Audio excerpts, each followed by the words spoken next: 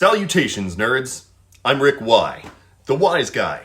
And today is December 7th, 2024, and again, I'm seeing a lot of interesting set of news pieces, and I think you guys would probably like to keep updated on. So I thought I'd break my little rule of not recording on the weekends. Tisk tisk. But here we are. So, the Syrian regime is all but lost. Bashar al-Assad is currently, as of the time of this recording, nowhere to be officially found. But his office states that he has not yet fled. I find that hard to believe.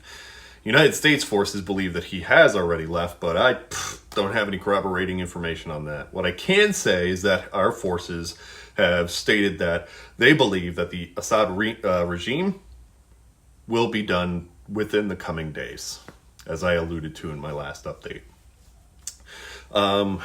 This is starting to sincerely heat up, as Russian forces are not able to currently provide aid and support to the Syrian government, and the democratic factions of rebels seem to be keeping a low head with the Kurds.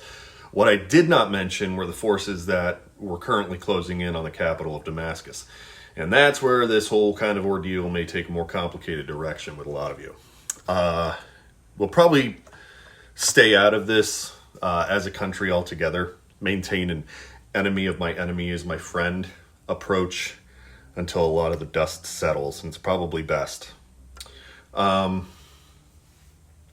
In my previous update, I also mentioned that the city of Homs had all but been taken, and I can now report with confirmation that it has indeed been overtaken and is currently being held by the rebels, as per the statements of their commander Hassan Abdul Ghani. Interestingly enough, they are being welcomed with fanfare in Homs. Most of the residents are being seen cheering the rebel forces as they move through the liberated city streets. More events in the city are occurring, like the toppling of a statue of Hafiz al-Assad, the former president and father of current leader Bashar al-Assad, who took over in 2000. The residents are clearly over it and way ready for a change. Again, I'm not a professional here. This could be the rebel forces and their leaders just truly striking while the iron is hot. Iran is busy with Israel striking Hezbollah targets in Lebanon, so they're unable to respond, and Russia is getting proper effed tactically and economically with Ukraine, so Bashar al-Assad is virtually alone. He's abandoned by his allies, and he's encircled by furious rebels. Some U.S. officials, like I said, have claimed that the government is only a matter of days. And given the groups who are making the advances, the potential for a vacuum to arise and be filled with an equally tyrannical ruler as Bashar al-Assad and his father were, just with a different set of values, increases exponentially. So the situation, although fluid, is also very fraught. Now, you are more than welcome to pick a side, but I'm not going to do so. I'm going to hold back judgment, as the rebels moving in are the likes of IS and Al-Qaeda, a group of folks that I personally, let's just say I have a history with, and my bias is kind of getting in the way on this. But, moreover, there are Kurdish democratic forces also involved, but regardless of the virtual cornucopia of different interests, this fluidity and instability cannot be understated. We will have to continue following this. Currently, it appears as both the Biden and Trump administrations are intelligently choosing to stay out of this. Without the issues in both Ukraine and the spats between Israel and Iran, I can't be certain that something like this was even possible. But this firestorm is definitely going to be watched from every side.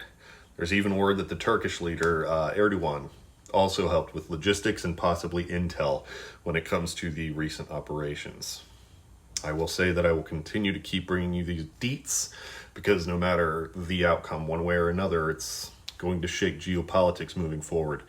Hopefully my work here can and does help some of you keep pace with the ever-changing ebb and flow of information.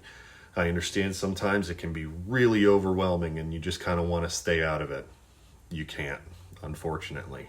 So I'm going to do my best from where I am to kind of keep you up to date as best as I can. I'm not here to pick sides. I'm here to be a conduit of information. And I may not ever always get it right. I suggest you fact check me. So if you dig what I offer, make sure to like, subscribe, and hit that little dingy-dangy on the notification bell so you can stay up to date. If y'all want to get into the comments, I love discourse, have at it. But just make sure to stay informed, stay engaged, and stay decent.